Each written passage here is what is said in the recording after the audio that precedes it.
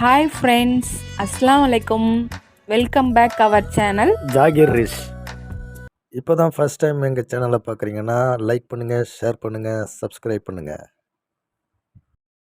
வாங்க இடியாப்பம் பிரியாணி எப்படி செய்யலான்னு பார்க்கலாம். அதுக்கு தேவையான பொருட்கள் 5 வெங்காயம் குட்டி குட்டியாக நறுக்கி வச்சுருக்கேன், 2 தக்காளி, பச்சை மிளகாய் 2, கருவேப்பிலை கொத்தமல்லி, இஞ்சி பூண்டு பேஸ்ட்டு, 2 முட்டை, 5 இடியாப்பம், 1/4 ஸ்பூன் மஞ்சத்தூள், 1/2 ஸ்பூன் மிளகாய்த்தூள், 1/2 spoon garam masala, 1 spoon chicken masala, ஒரு பட்டை, ஒரு ஏலக்காய், ஒரு கிராம்பு, ஒரு பிரிஞ்சி இலை. இன்றைக்கி நான் எக்கு வச்சு தான் பண்ண போகிறேன்.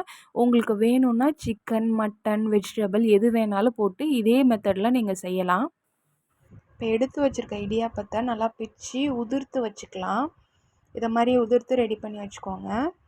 இப்போ அடுப்பை பற்ற வச்சு நம்ம கடாயை வச்சுட்டு ஹீட் ஆனவுடனே ஆயில் ஊற்றிக்கலாம். ஆயில் நல்லா ஹீட் ஆகிடுச்சி. பட்டை கிராம்பு எல்லாம் தாளிப்புக்கு போட்டுக்கலாம். இப்போ வெங்காயம் போட்டு நல்லா வதக்கணும். வெங்காயம் வதங்கிறதுக்கு சால்ட் 1/2 ஸ்பூன் போட்டுக்கலாம். அப்போ தான் சீக்கிரம் வதங்கும். கோல்டன் ப்ரௌன் ஆகிடுச்சி.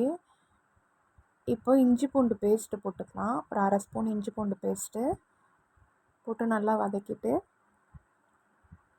பச்சை மிளகா போட்டுக்கலாம். போட்டு ஒரு வதக்கிட்டு புதினா மல்லி போட்டுடலாம். போட்டு ஒரு மிக்ஸ் கொடுத்துட்டு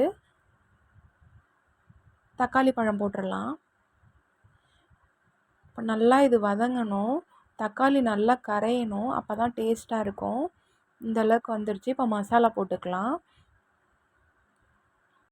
நான் இதில் மிளகாய்த்தூள், மஞ்சத்தூள், கரம் மசாலா, சிக்கன் மசாலா சேர்த்துருக்கேன். மசாலா நல்லா ஃப்ரை ஆகிடுச்சு. இப்போ முட்டையை ஆட் பண்ணிக்கலாம். நான் இன்றைக்கி 2 முட்டை உடச்சி ஊற்றுறேன். ஆட் பண்ண முட்டையை நல்லா ஃப்ரை பண்ணணும். நல்லா உதிரியாக வர்ற வரைக்கும். இப்போ சால்ட் 1/2 ஸ்பூன் போட்டுக்கிறேன். ரெடி பண்ணி வச்சுருக்க இடியாப்பத்தை அதில் ஆட் பண்ணிக்கலாம். நல்லா மிக்ஸ் பண்ணணும்.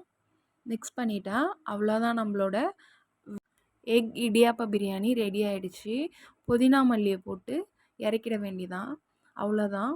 நீங்களும் இதே மாதிரி ட்ரை பண்ணி பாருங்கள். ட்ரை பண்ணி பார்த்துட்டு கமெண்ட் பண்ணுங்கள். தேங்க்யூ.